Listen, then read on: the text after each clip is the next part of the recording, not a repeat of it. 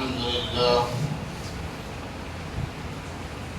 لله الذي أبدع الأفلاك والأرضين. الصلاة والسلام على سيد الأنبياء والمرسلين وعلى آله الطيبين وأصحابه المطهرين ومن اتبعهم أجمعين إلى يوم الدين. أما بعد، أعوذ بالله من الشيطان الرجيم. بسم الله الرحمن الرحيم.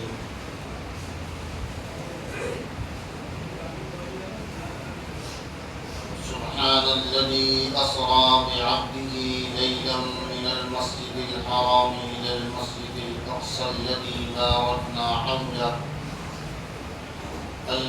باركنا حوله لنريه من آياتنا إنه هو السميع البصير.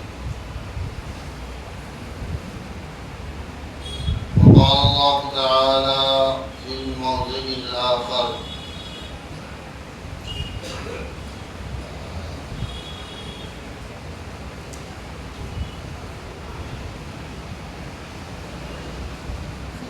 والنجم إذا هوى ما ضل صاحبكم وما غوى وما ينطق عن الهوى إن هو إلا وحي يوحى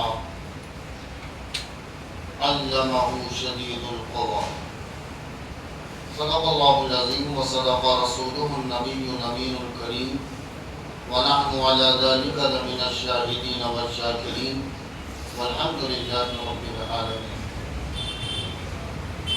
بارگاہ رسالت و آل رسالت میں نظرانہ عزت و سلام پیش کر اللہم صلی علی سیدنا و مولانا محمد وعلی سیدنا مولانا محمد بارک وسلم. صلاۃ و سلام علیک یا رسول اللہ صلی اللہ علیہ وآلہ وسلم. سرکار اعلیٰ حضرت عظیم البرکت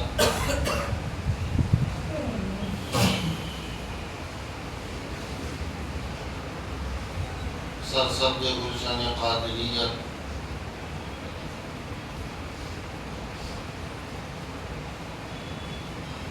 واصل بریلوی علی الرحمت نے ارشاد فرمایا: وہ سرور کشور رسالت جو عرش پر جلوہ گر ہوئے تھے، وہ سرور کشور رسالت جو عرش پر جلوہ گر ہوئے تھے، نئے نرانے طرب کے ساماں عرب کے مہمان کے لیے تھے.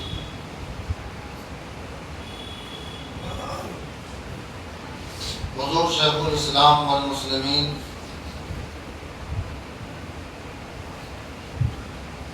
رئیس المتکلمین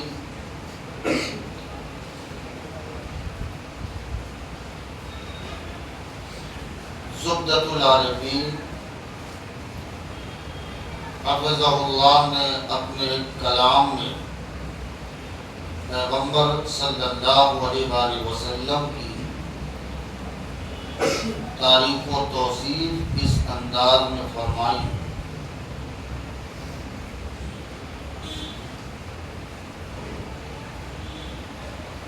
کہ وہ میری جان بھی، جان کی جان بھی، میرا ایمان بھی، روح ایمان بھی. وہ میری جان بھی، جان کی جان بھی، میرا ایمان بھی، روح ایمان بھی، محبت وحی آیات قرآن بھی، محبت وحی آیات قرآن بھی، اور قرآن بھی روح قرآن و بشرا کا وہ امتزاج حسین، جیسے انگشتری میں چمکتا نگین۔ نور و بشرا کا وہ امتزاج حسین، جیسے انگشتری میں چمکتا نگین۔ عالم نور میں نور رحمان بھی، عالم انس میں بیک انسان بھی۔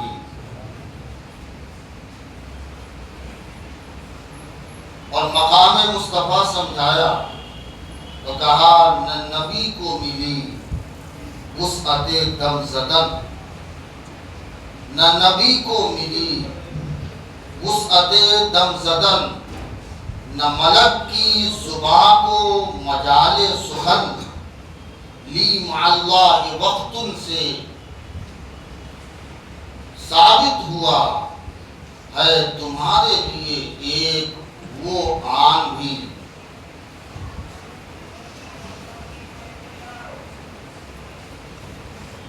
مجھ سے مت پوچھ معراج کا واقعہ، ہے مشیت کے رازوں کا ایک سلسلہ۔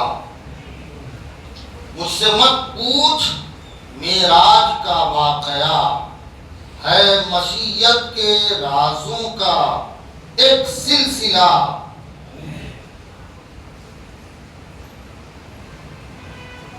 مجھ سے مت پوچھ معراج کا واقعہ، ہے مشیت کے رازوں کا ایک سلسلہ۔ دل کو ان کی رسائی پر ایمان بھی، عقل ایسی رسائی پہ حیران بھی۔ دل کو ان کی رسائی پر ایمان بھی، عقل ایسی رسائی پہ حیران بھی۔ اور ناز سے ایک دن آپ نے یہ کہا، یہ بتا طائر سدرۃ المنتہی۔ ناز سے ایک دن آپ نے یہ کہا، یہ بتا طائر سدرۃ المنتہی ہے تیرے سامنے عالم کن فکاں، تو نے دیکھی کسی میں میری شان بھی؟ تو بولے یہ حضرت جبرائیل امین، اے نگاہ مشیت کے زہرہ جبیں، وہ تو تیرا مثل کوئی کبھی اور کہیں، وہ تیرا مثل کوئی کبھی اور کہیں، رب نے رکھا نہیں اس کا امکان بھی، رب نے رکھا نہیں اس کا امکان بھی۔ ان پہ اختر ہمارا دل و جاں فدا، جن کو کہتا ہے سارا جہاں مصطفیٰ۔ ان پہ اختر ہمارا دل و جاں فدا، جن کو کہتا ہے سارا جہاں مصطفیٰ۔ وہ میری زندگی ان سے غافل رہی، وہ نہ غافل ہوئے ہم سے ایک آن بھی۔ وہ میری زندگی ان سے غافل رہی، وہ نہ غافل ہوئے ہم سے ایک آن بھی۔ وہ میری جان بھی، جان کی جان بھی، میرا ایمان بھی، روح ایمان بھی۔ بارگاہ رسالت و آل رسالت میں ایک بار اور نذرانے درود و سلام پیش کریں۔ اللہم صلی علی سیدنا و مولانا محمد بارک وسلم، صلاۃ و سلام علیک یا رسول اللہ صلی اللہ علیہ وآلہ وسلم۔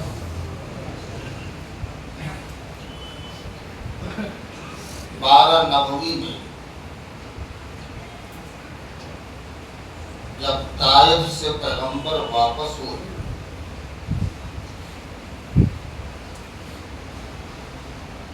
اور باشندگان طائف نے جب ظلم و استبداد کی انتہا کر دی،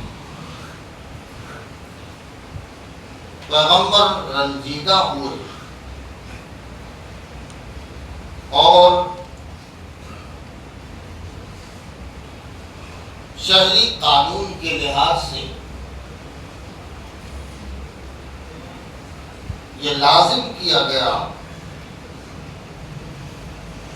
جس طرح آج آپ کسی ملک کو چھوڑ کر دوسرے ملک جاتے ہیں تو اس کی ضمانت کے لیے ویزا لینا پڑتا ہے، ایسے ہی قانون تھا جب شہر کو کوئی چھوڑ کر نکل جائے گا یعنی ہجرت کر جائے گا تو واپسی وہ اس شہر میں داخل نہیں ہو سکتا جب تک کہ کوئی اس کی ضمانت نہ دے۔ گویا وہ ایک طرح کا ویزا تھا۔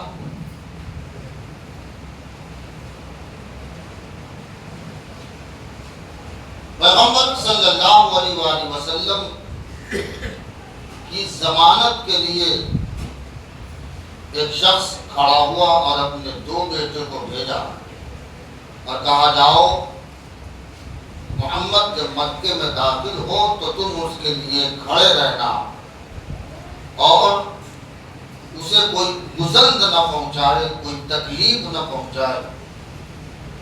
پیغمبر کے لیے ایک ضمانت ملی، وہ واپس پیغمبر مکے کی حد میں داخل ہوئے۔ وہ طائف کا دور، وہ طائف کا زمانہ، وہ طائف کی تکلیف جو آج کا موضوع نہیں ہے، میں نے کئی بار آپ کو اس کی طرف اشارہ کر کے بلکہ وضاحت سے پوری بات بیان کیا ہے کہ بھلائے نہیں بھول سکتے آپ۔ یوں تو مکی دور مکمل نبی کے صبر کا گہوارہ رہا، لیکن خصوصیت کے ساتھ شعب ابی طالب اور یہ طائف کا دورہ، یہ 2 دور ایسا گزرا ہے مکی دور میں جس کو پڑھنے یا اگر صحیح سے سن لیں تو سننے کے بعد کلیجہ منہ کو آتا ہے۔ ظاہر ہے کہ پیغمبر اس وقت جب طائف سے واپسی ہوئی ہے زولیدہ تھے، الجھے ہوئے تھے، حالات یقینی طور پر پہلے بھی ناگفتہ بھی تھا، اب اس سے زیادہ ناگفتہ بھی ہو گیا۔ ایسے وقت پر ضرورت تھی کہ طبیعت جب مزمحل ہو تو بندہ سیر و تفریح کے لیے تیار ہو جائے، اپنی ذہنی سکون کے لیے، اپنا تناؤ دور کرنے کے لیے وہ کوئی مرغزار علاقے کو تلاشے، کہیں ایسی جگہ کا انتخاب کرے جو جگہ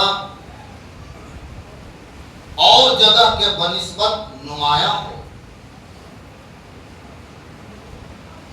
پیغمبر جس درجے پر فائز تھے، اللہ نے اس درجے اور مقام محبوبیت کا اہتمام فرمایا اور حکم ہوا، محبوب اب آپ سیر و تفریح کے لیے تیار رہیں، اور آپ کی تفریح اور آپ کی سیر بڑی نمایاں ہو، بڑی عجیب و غریب ہو، اور ایسی سیر و تفریح کہ دنیا یاد کرے گی۔ صرف اہل عرب نہیں، اس سیر و تفریح کے لیے پوری دنیا انگشت بلندہ ہوگی، پوری کائنات حیرت زدہ ہوگی۔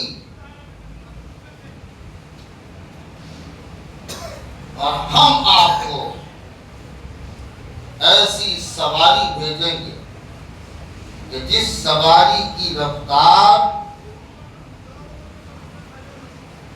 دنیا سمجھ نہ سکے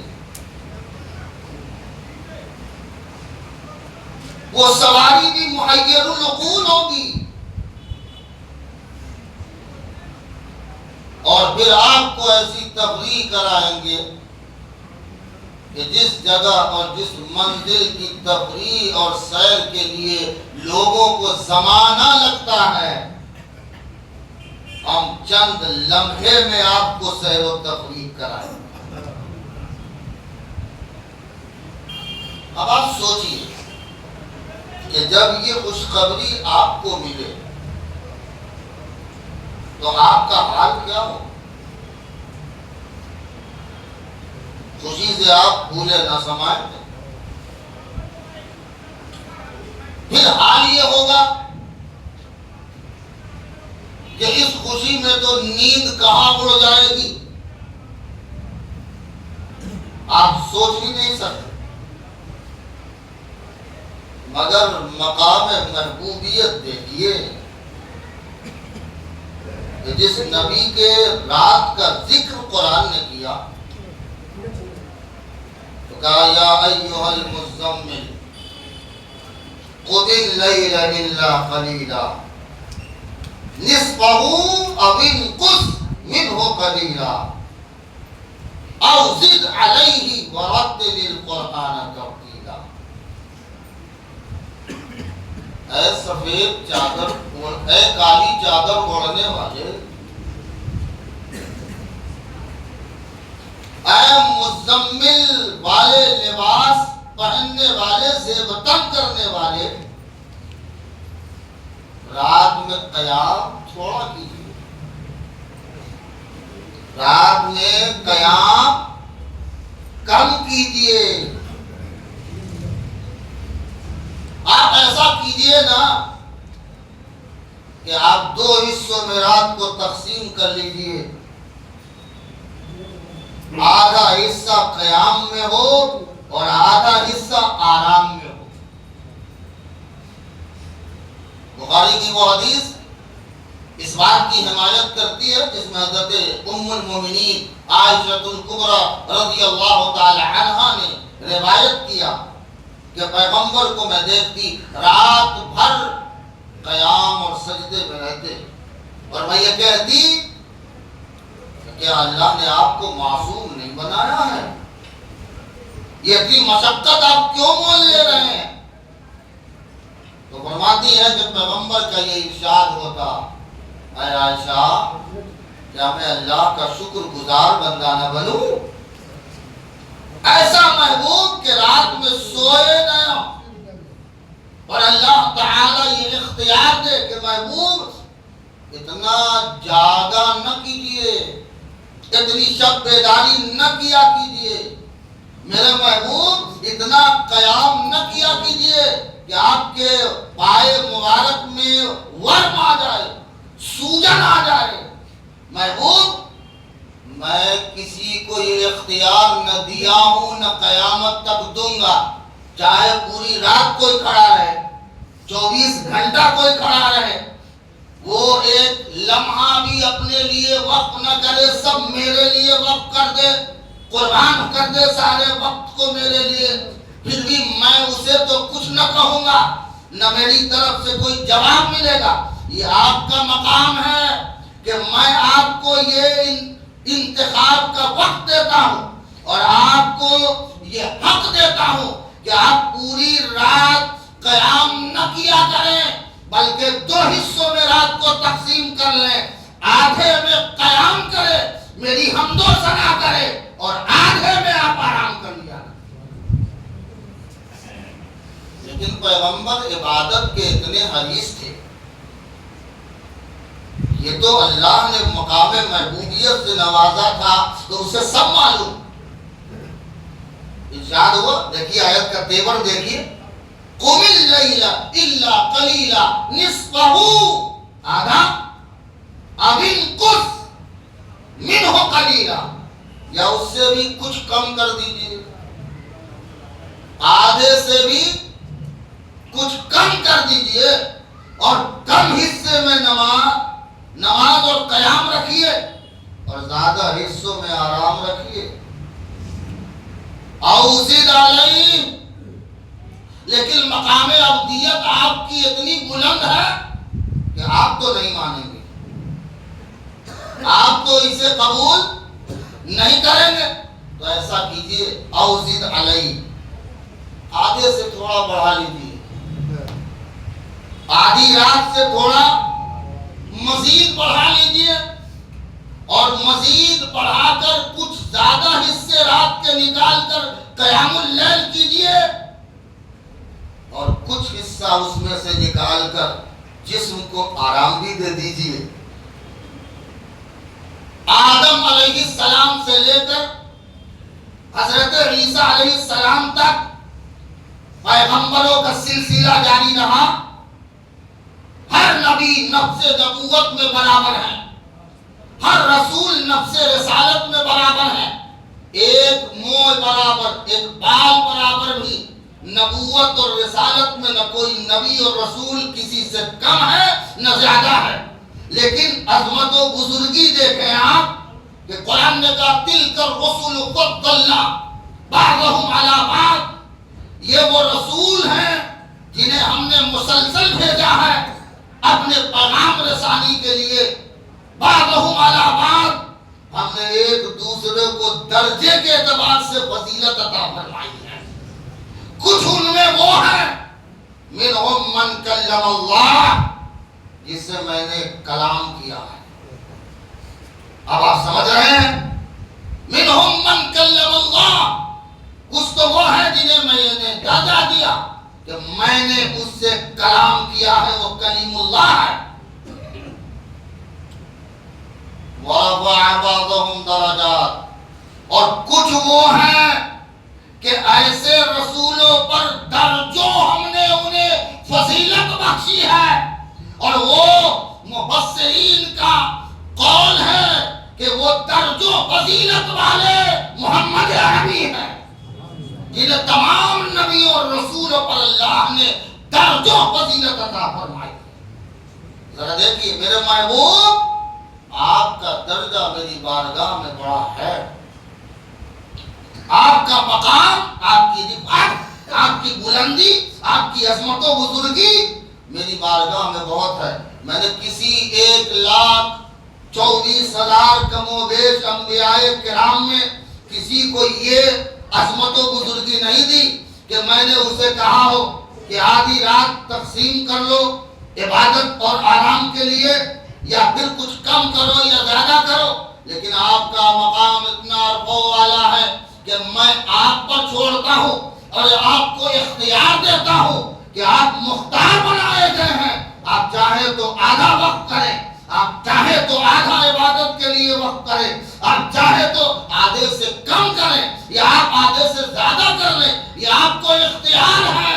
جو نبی رات کو قیام کریں اور قیام کا یہ حال ہو کہ حضرت عائشہ صرف روایت کرتی نہیں ہے، خود اللہ نے کہا کہ تقسیم کرے، کچھ آرام بھی کرے کچھ قیام بھی کریں. وہ نبی آج جس شب کو اللہ نے کہا کہ سیر و تفریح کی رات ہے، جس رات کو اللہ نے فرمایا کہ مقام محبوبیت کا منصب آپ کو آج عطا کیا جائے گا، اس کو اکبر الہ آبادی نے بڑے اچھے انداز میں پیش کیا ہے. آپ لوگ پڑھتے تو ہیں سلام، مگر شاید آپ کو یہ اس کی حیثیت معلوم نہیں ہے. کچھ لوگ ذرا چڑھ جاتے ہیں، چڑھنا نہیں چاہیے، وہ کچھ اور سمجھ لیتے ہیں. میں اس لیے کہتا ہوں کہ سلاموں میں سب سے افضل سلام اکبر الہ آبادی کا ہے. اور آپ پڑھتے ہیں، ہمیشہ پڑھتے ہیں، شروع سے پڑھتے ہیں، مگر شاید آپ نے کبھی توجہ نہ دی.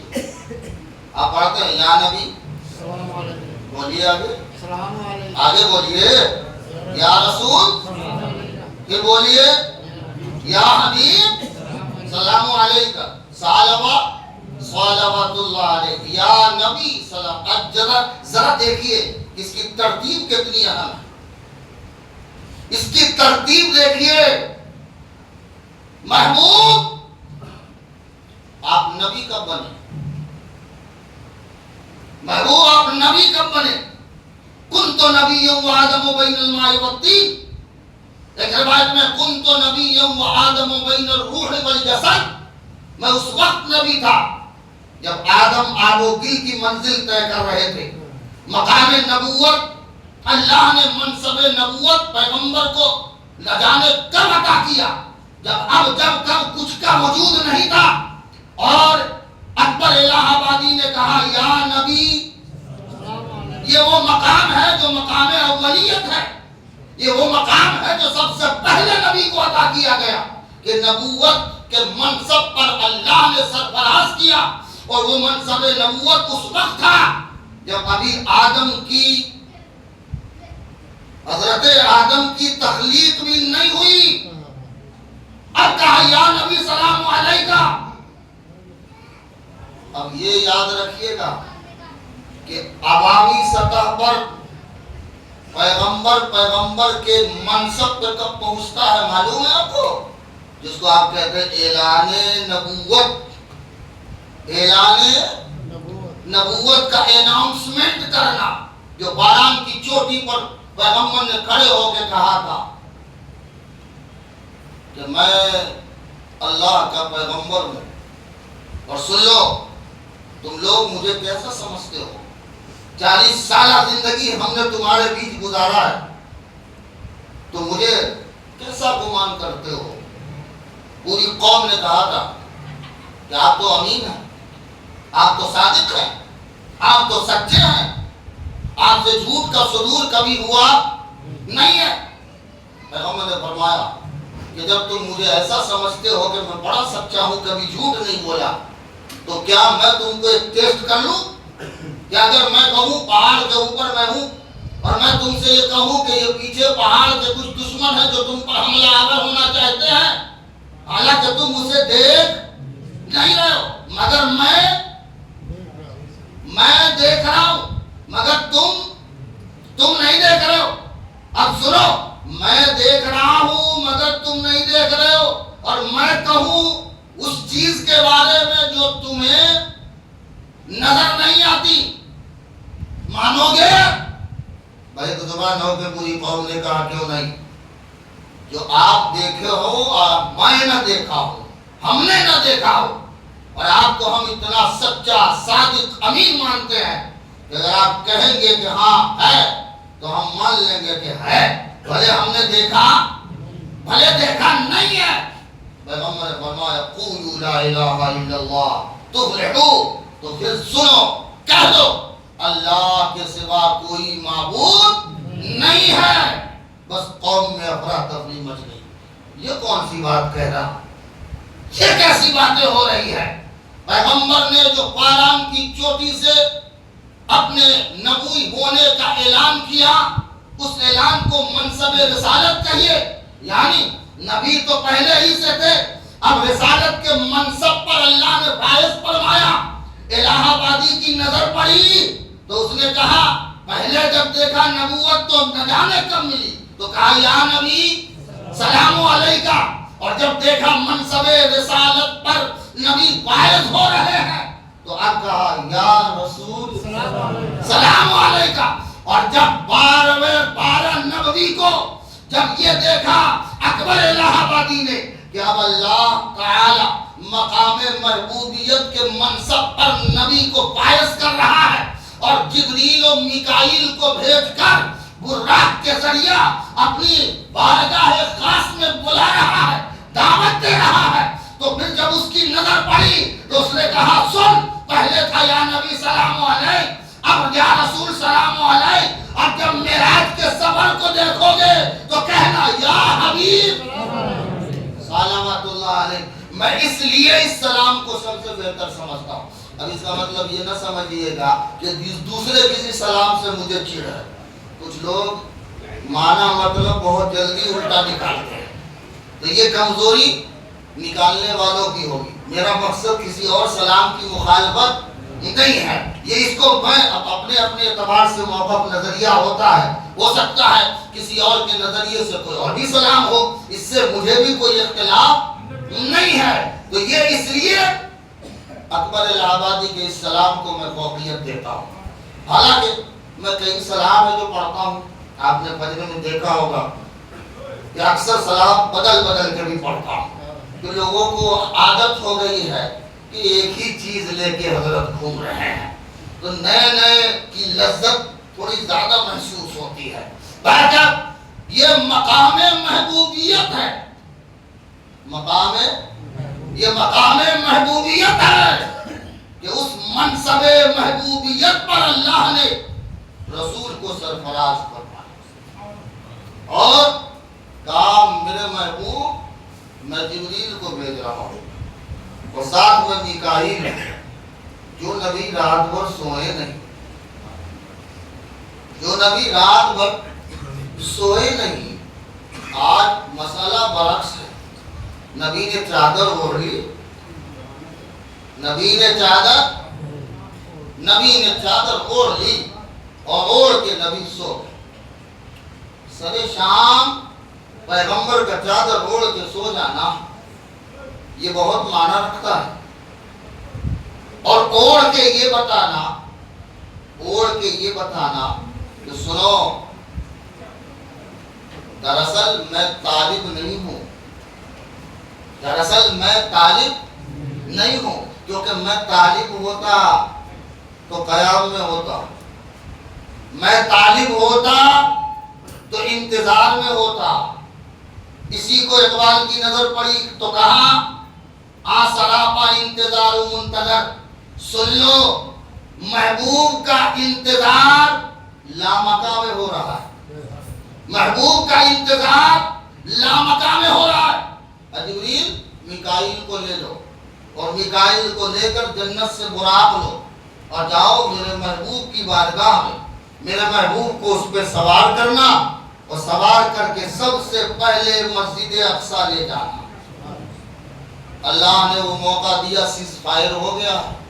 اللہ تعالی دشمن کو غارت کرے, کہیے آمین. اور اللہ اسلام کا بول والا فرمائے آمین. اللہ تعالی نے یہ ایمان دیکھیے ان کا کہ جب سیز فائر ہوا اور یہ لوگ جب اپنے مقام پہ پہنچے تو کسی کو اپنے مکان کا خیال نہیں آیا, کسی کو یہ خیال نہیں آیا کہ میں کہاں رہوں گا, کسی کو یہ خیال نہیں آیا کہ ہمیں آگے اپنے رہنے کا کیا, رہائش کا کیا بندوبست کرنا ہے.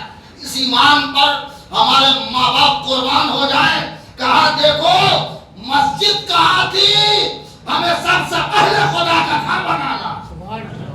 ایمان اس کو کہتے انما یعمر مساجد اللہ من آمن باللہ والیوم الآخر, جو اللہ اور آخرت پر ایمان رکھتے ہیں وہی اللہ کے گھر کی تعمیر کرتے ہیں. آپ کو اپنے گھر کی پڑی ہے, آپ کو کبھی اللہ کے گھر کی پڑی ہے؟ آپ کو کبھی یہ دیکھو جب دیکھو ٹرسٹی مسجد کے لیے مانگتا ہے, جب ٹرسٹی نہیں مانگے گا تو کون مانگے گا؟ اب آپ چاہتے ہیں کہ نہ امام مانگے نہ ٹرسٹی, تو پھر کون مانگے گا؟ باقی لوگوں کو تو آپ فقیر سمجھتے ہی ہیں. ہمارے ایک دوست کہہ رہے تھے یہاں نہیں ہے وہ ٹرسٹی, پھر یار لوگ کہتے ہیں یار تو بھی فقیر ہے, تو میں نے کہا تو کہہ دیتے بھائی فقیر تو ہم کیا ساری کائنات ہے, فقیر تو پوری کائنات ہے یار. اب پڑھو یا ایھا الناس انتم الفقراء الی اللہ, اے بنی نو آدم تم سب فقیر ہو. فقیر کا معنی ہوتا ہے محتاج, فقیر کا معنی محتاج. اللہ نے فرمایا انتم الفقراء الی اللہ, تم سب میرے محتاج ہو, تم سب میرے محتاج ہو. تو جتنی نسل انسانیت کا ہر فرد اللہ کا محتاج ہے. اللہ کے محتاج ہونے میں کو فخر کیجئے, تو وہ فخر ہونا چاہیے. تو فخر پہ فخر کرنا یہ بھی سنت انبیاء ہے, یہ بھی نبیوں کی سنت ہے. تو اللہ نے جبرائیل اور میکائیل دونوں کو بھیجا, براق لے کے آئے. اب دیکھا کہ نبی تو سو رہے ہیں, نبی تو سو رہے ہیں. اب جبریل قدسی ہے، نورانی فرشتہ ہے، نور سے تخلیق ہوئی ہے۔ جس نور کی تخلیق والے نے کہا تھا، جب اللہ نے فرمایا میں زمین پر نائب بنانے والا ہوں، اپنا خلیفہ بنانے والا ہوں، کہا مولا وہ جو خون ریزی کرے گا، فساد کرے گا، اسے تو اپنا نائب بنا دے گا۔ ہم تیری تسبیح کرتے ہیں، تیری تقدیس بیان کرتے ہیں، نور سے ہماری تخلیق ہوئی ہے، ہم کیا نائب بننے کے قابل نہیں رہے کہ تو زمین میں مٹی سے بنے ہوئے انسان کو اپنا خلیفہ اور نائب بنائے گا؟ آج وہ نوری تخلیق کا سردار ایک خاکی تخلیق کے قدموں کے سامنے کھڑا ہے اور انتظار کر رہا ہے کہ آپ کھلے تو کچھ عرض کرو، مگر آنکھ ہے کہ کھلتی نہیں ہے۔ ایک صوفی نے کہا کہ دراصل پیغمبر سو نہیں رہے تھے، جبریل کو ٹو رہے تھے، جبریل کو ٹو رہے تھے اور آج کے کچھ ناعقلوں کو دھو رہے تھے۔ تو وہ مقام محبوبیت سمجھے، پیغمبر صلی اللہ علیہ وسلم سو رہے ہیں اور جبریل امین کھڑے ہیں۔ پھر آیا کہ اپنی نورانی پیشانی کو نبی کے قدموں سے مس کیا۔ اب ذرا دیکھیں طلبہ مصطفیٰ کا، طلبہ آپ کے جسم میں سب سے نچلی جگہ کون سی اور آپ کے جسم میں سب سے اونچی جگہ کون سی جس سے آپ خدا کی بارگاہ میں سجدہ ریز ہوتے ہیں اور اپنا سر جھکا کے کہتے ہیں مولا میں کچھ نہیں ہوں، میں کچھ نہیں ہوں، تیری بارگاہ کا فقیر ہوں، میں کچھ نہیں ہوں۔ یہ سب سے اونچی جگہ ہے اور یہ خاکی بشر جس کا سب سے نچلا حصہ تلوہ ہے اور وہ نوری بشر، وہ نور سراقہ بنا ہوا مجسم نور ہے اور اس کے جسم کا، اس کے بشرا کا وہ سب سے اونچا حصہ ہے اور خاکی کے سب سے نیچے حصے پر اسے مس کرتا ہے اور دنیا کو سمجھاتا ہے کہ مقام محبوبیت تو کیا سمجھے، جہاں جبریل کا سر ہے وہاں محبوب کا قدم ہے۔ یہ مقام محبوبیت ہے، تمہیں مقام محبوب کیا سمجھ میں آئے؟ اور پھر رسول کو جب ٹھنڈک محسوس ہوئی تو پیغمبر نے آنکھیں کھولی، بھائی جبریل ذرا ادب دیکھیے، مسئلہ ایک طرف سے نہیں ہوتا، مسئلہ طرفین سے ہوتا ہے، ایک طرفہ نہیں ہوتا۔ کہا جبریل، بھائی جبریل کیا حال ہے؟ کہا محبوب آپ کے رب نے بلایا، آپ کے رب نے آپ کو بلایا ہے، یاد کیا ہے۔ کہا چلو، براق سامنے تھا، پیغمبر جب رکاب پر پاؤں رکھے تو رکاب کو جبریل نے تھاما۔ یہ دیکھیں آپ، جبریل اس رکاب کو تھام رہے ہیں جس رکاب پر پاؤں رکھ کر حضور براق پہ سوار ہو رہے ہیں، یعنی جہاں قدم مبارک ہے مصطفیٰ کا وہاں جبریل اس رکاب کو تھامے ہوئے ہیں اور پھر لگام کو میکائیل نے پکڑ لیا۔ لگام ہوتی ہے نا، جانور ہے، گھوڑے دیکھیں آپ، تو لگام ہوتی ہے نا، اس لگام کو کس نے پکڑا؟ میکائیل نے پکڑا۔ سفر شروع ہوا، اب وقت نہیں ہے، وہ سفر کی آغاز ہم نے کر دیا۔ اب اگلے ہفتے انشاءاللہ اسی کو ہم آگے بڑھائیں گے۔ آخری بات آپ کے دو جملے کر دوں جو بات تمام ہو جائے کہ جبریل نے رکاب پکڑا، میکائیل نے لگام پکڑا اور ہمیں سبق دیا کہ اس مقام پر آ کر بے لگام نہ ہو جانا، اس مقام پر آ کر بے لگام نہ ہو جانا۔ خیال رہے ادب کا حسن زیر آسماں عرش نازک تر، نفس گم کر دمی آیت جنید و بایزید جا۔ تم اس مقام کی عظمت کیا جانو، یہاں جنید اور بایزید جیسے لوگ سانس روک لیتے ہیں کہ سانس لے تو کہیں بے ادبی نہ ہو جائے۔ تم یہاں باادب بن کے رہنا، کیونکہ جو یہاں کا باادب ہوگا بانصیب ہوگا، اور جو بے ادب ہوگا بے نصیب ہوگا۔ مقام مصطفیٰ کا تم سمجھنا، اور قرآن نے رہنمائی فرمائی، اور ارشاد فرمایا یا ایھا الذین آمنوا لا ترفعوا اصواتکم فوق صوت النبی ولا تجهروا له بالقول كجهر بعضکم لبعض۔ سن لو اے ایمان والو، میرے محبوب کی آواز سے اپنی آواز بھی بلند نہ کرنا، اپنی آواز کو پست کرنا، آپس میں جس طرح باتیں کرتے ہو میرے محبوب کی بارگاہ میں دربار میں ایسی باتیں نہ کرنا۔ اگر آواز بڑھ گئی سارے اعمال ختم کر دیے جائیں گے۔ یہ نبی کے دربار کا ادب ہے، یہ نبی کے بارگاہ کا ادب ہے۔ ایک بندہ حقیقت میں مومن تبھی ہے جب وہ مصطفیٰ کی بارگاہ کا ادب ہے۔ اگر وہ مؤدب نہیں ہے تو یاد رکھیے وہ حقیقت میں مومن نہیں ہے۔ اللہ سے دعا کیجیے اللہ ہمیں اس بارگاہ کا سچا اور پکا مؤدب بنا دے، اور ہمیں ہمیشہ ادب کے دامن کو پکڑے رہنے کی توفیق دے دے۔ صدائے ساز آئے نہ آئے، سمجھ میں راز آئے نہ آئے، ہمیشہ گوش پر آواز رہنا، کوئی آواز آئے نہ آئے۔ وآخر دعوانا ان الحمد للہ رب العالمین۔ جن کی سنت